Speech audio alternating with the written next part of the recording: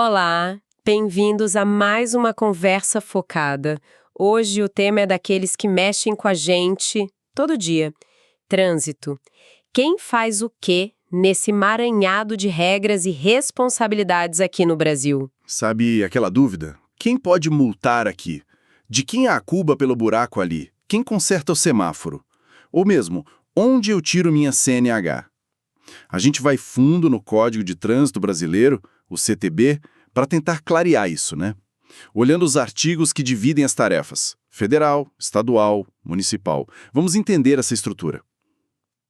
Prontos? Exato. E entender essa estrutura, o SNT, Sistema Nacional de Trânsito, é fundamental. Porque logo no comecinho do código, o artigo 1º já deixa claro, né?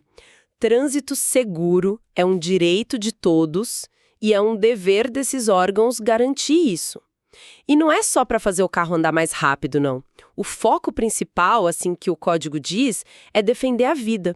E isso inclui a saúde das pessoas e até o meio ambiente. O SNT existe justamente para organizar essa orquestra toda, para garantir segurança, educação, essas coisas. Boa. Então vamos começar por aí. O que é exatamente esse SNT? Pelo que a gente leu no código, é tipo um time gigante, né? Com gente da União, dos estados, dos municípios. Isso, perfeito. Pense no SNT como uma grande engrenagem com várias peças. O artigo 7º do código mostra quem são essas peças.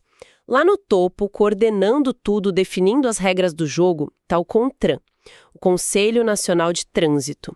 Ele é tipo o cérebro, o órgão normativo máximo. É o CONTRAN que estabelece as normas gerais que todo mundo tem que seguir, sabe?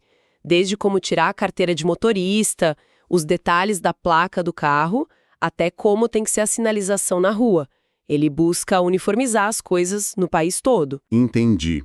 O CONTRAN dita a regra geral, as diretrizes nacionais, e quem executa isso no dia a dia? Quem adapta para cada lugar? Aí entram os outros níveis, né? Abaixo do CONTRAN tem o CETRANS nos estados e o CONTRAN-DF no Distrito Federal. Eles são como conselhos regionais. Eles adaptam as normas, respondem consultas e também julgam recursos de multas, por exemplo. E depois vem os órgãos que a gente chama de executivos. São eles que realmente colocam a mão na massa. Tem órgão executivo de trânsito e órgão executivo rodoviário em todos os níveis, federal, estadual e municipal. Ah, então tem diferença entre órgão de trânsito e rodoviário. Tem sim. Geralmente, o de trânsito lida mais com a parte de habilitação, registro de veículo, a circulação dentro das cidades. Já o rodoviário foca mais nas estradas, na infraestrutura das rodovias. E, completando esse time do SNT, a gente tem a Polícia Rodoviária Federal, a PRF, as polícias militares, que geralmente atuam por convênio, né? E a JARE, que são as Juntas Administrativas de Recursos de Infrações, para onde a gente recorre da multa à primeira instância. Faz sentido. Uma hierarquia, mas com várias peças trabalhando juntas. Pelo menos na teoria, né? E essa divisão de tarefas, ela é super rígida ou tem como um órgão ajudar o outro? Vi que o código fala em convênios. Tem flexibilidade, sim. O artigo 25 é bem claro nisso. Os órgãos podem fazer convênios entre si para delegar atividades. Isso ajuda a dar mais agilidade, mais eficiência, né? O exemplo clássico é a Polícia Militar fazendo convênio com o Detran ou com a Prefeitura para poder fiscalizar o trânsito urbano e aplicar multas. A lei prevê até situações mais específicas, como convênios para fiscalização dentro de porto ou até para a Polícia do Congresso poder atuar ali nas redondezas. Interessante essa flexibilidade. Bom, o cenário geral está montado. Agora vamos descer para o detalhe. Começando lá em cima, no nível federal. Quem são os principais jogadores e o que eles fazem? Olha, no nível federal, 2 são bem importantes de destacar. Primeiro, a Polícia Rodoviária Federal, a PRF. O nome já diz bastante, né?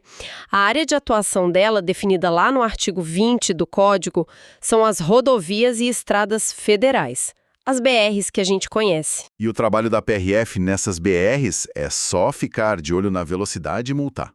Não, de jeito nenhum. É muito mais amplo. Claro, fiscalizar o cumprimento das leis de trânsito, aplicar multas e penalidades é uma parte importante, sim. Mas eles fazem também o patrulhamento ostensivo, sabe? Aquela presença para coibir crimes e dar segurança. São eles que geralmente atendem aos acidentes nas BRs, fazem o levantamento dos dados, coletam estatísticas para a gente entender onde acontecem mais problemas. Eles têm que garantir a livre circulação, remover obstáculos da pista. Uhum. Participam de campanhas educativas, fiscalizam questões ambientais como fumaça preta de caminhão, por exemplo.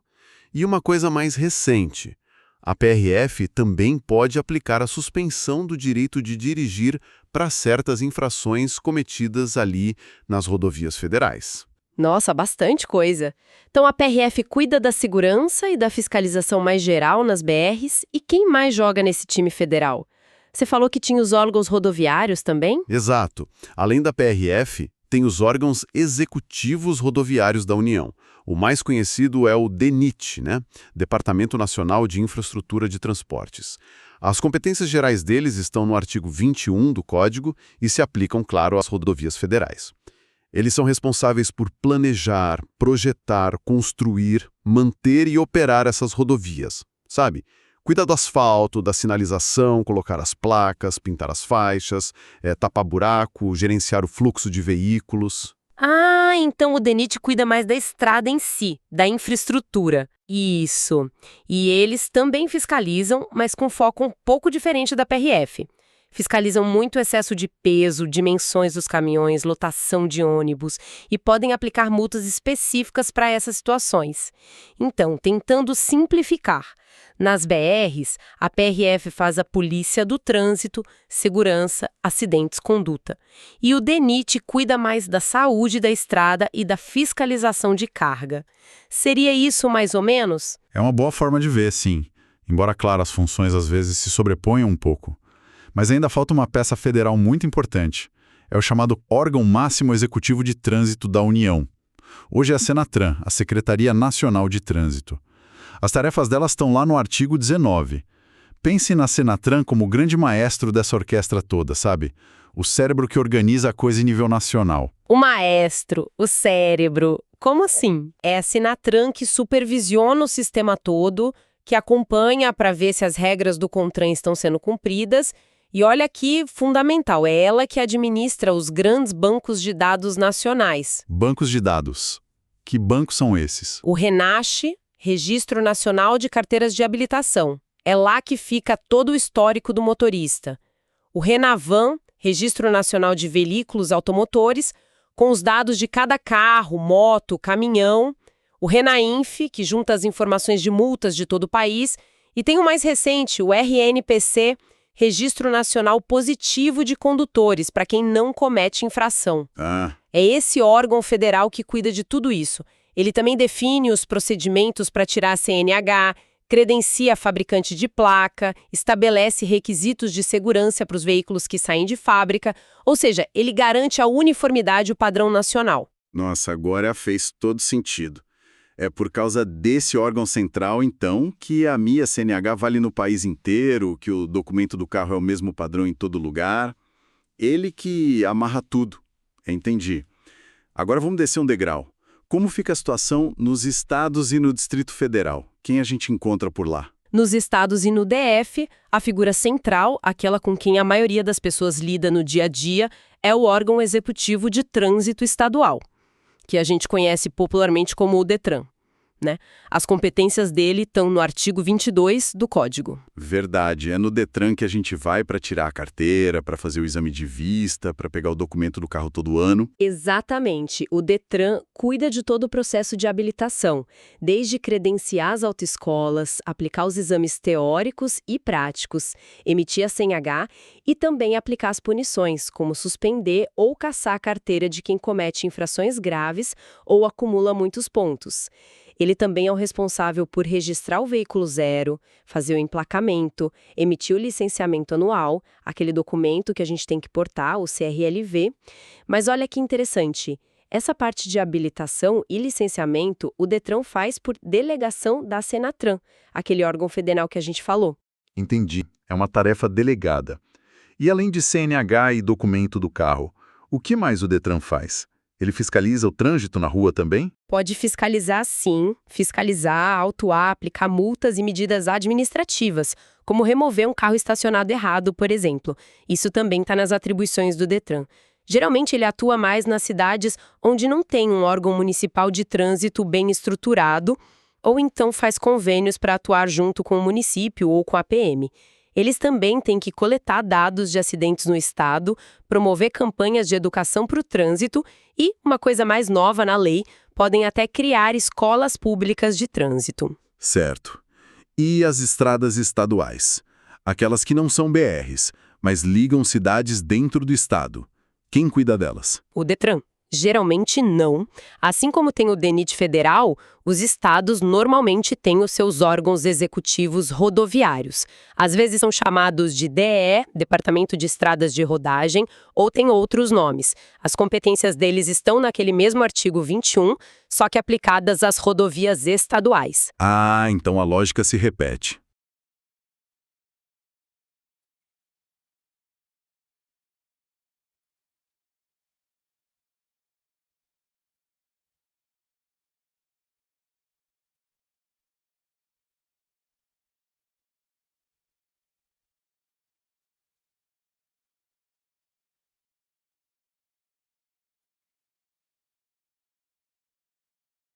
Tá? Que eles planejam, constroem, cuidam da manutenção, da sinalização e fiscalizam o trânsito nessas estradas estaduais.